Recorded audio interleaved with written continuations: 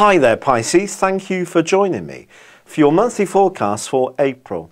The number one thing you must do this month is retain absolute confidence in what you're trying to do.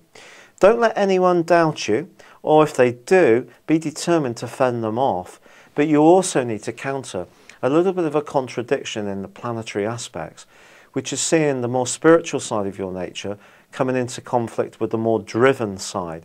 And there may therefore be times when you lose a bit of drive or a little bit of willpower, or feel a bit defeated if things become rather tough going. But do not give in. And especially if you're wanting to improve your creative talents, to see them flourish, and you want some reward for what you do as well. Mercury goes forwards on the 4th in your sign, and I do feel that if something has trodden water for a while, it's going to pick up momentum through to the middle of the month. Now the Sun retains its location through to the 19th in your sector of resources, and this is saying to you, you need to be serious about what you're good at. You can be very self-sacrificing, but don't give too much of yourself away, not to undeserving causes. But there is a magical influence that begins on the 4th as well, because this is the time when Venus moves into a part of your scope which can see you want to bring some real magic to where you live. This is going to be an influence which is going to be around with you for the rest of 2012. Now this influence is going to come in a variety of ways, but I feel that your emotional life, your family life, what makes you tick as a person, where you live, comfortability in all sorts of relationships becomes a much more important theme for you. This may be something that you've been denying simply because you have a side of your nature that can disguise how you really feel, almost keeping up a hard face, when underneath that you can be very much more tender.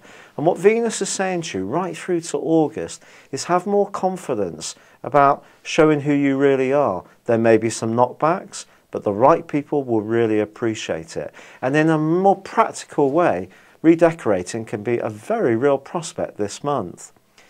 Now there's also going to be a change of events in the middle of the month when Mars starts to go forwards, and that's something you're going to be thankful for. This may have thrown up quite a few conflicts around relationships.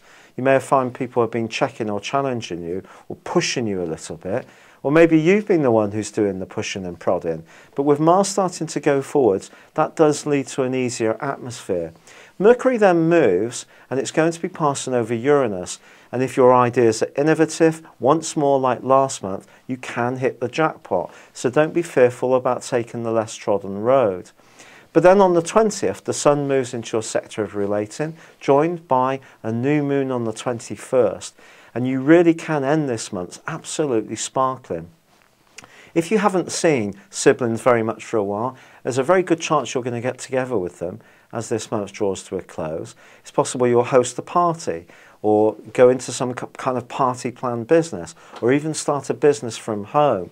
But anything which gives you the chance to engage with other people and express yourself is certainly going to be in vogue and to the fore as this month comes to a close. It's been a real pleasure being with you. Thank you for joining me. Good luck and goodbye for now.